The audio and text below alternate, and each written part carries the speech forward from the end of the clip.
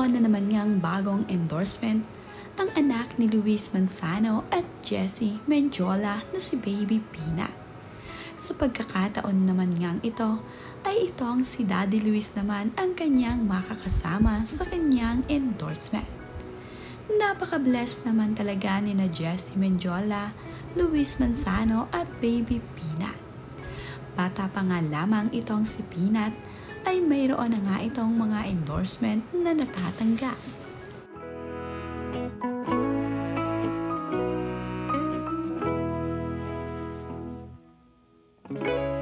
Sobrang proud naman ni Luis Manzano para sa kanilang anak na si Baby Peanut. Nakakaroon na nga ng mga endorsement ang kanilang anak na si Peanut.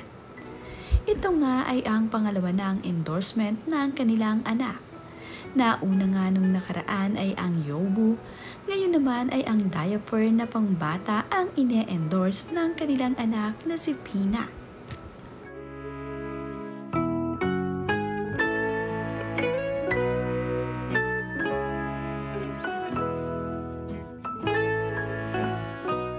Na nga ang anak ni Jessie Mendiola at Luis Manzano na si Peanut sa nag-e-endorse ng Pampers.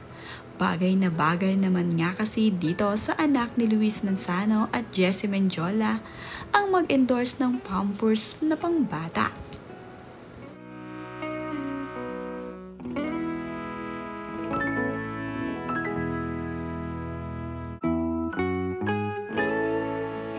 Pati nga itong si Luis Manzano ay natuto na rin magsuot ng Pampers dito kay Baby Peanut. Naibahagi nga nito noon na fail nga daw siya sa pagsusuot ng diapers sa kanyang anak. Ngunit ngayon nga ay napadali ito dahil sa Pampers. Madali kasing isuot ang diaper na ito kaya naman nagustuhan din ito ni na Jessie Mendiola at Luis Manzano para sa kanilang anak. Ngayon nga ay dalawa ang ine-endorse ng kanilang anak na si Peanut.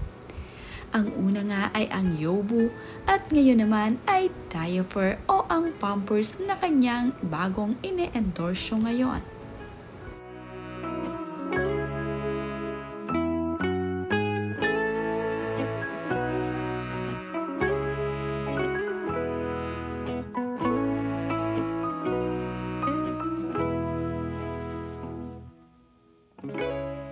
Masaya naman ang mag-daddy habang sila ay nagsushoot ng kanilang ine-endorsyong diaper.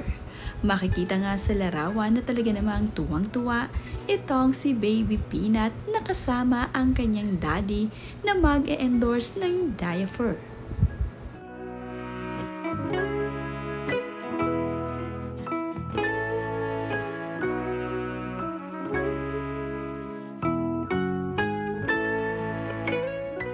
Kamakailan naman ay dinala ni na Jessie Mendiola at Luis Manzano ang kanilang anak na si Baby Peanut sa Singapore. Dinala nga din nila ito sa Art Museum kung saan makakakita nga si Baby Peanut ng iba't ibang klase na naroroon. Ngunit sa kalagitnaan nga raw ng kanilang pamamasyal ay nakatulog ang kanilang anak na si Baby Peanut.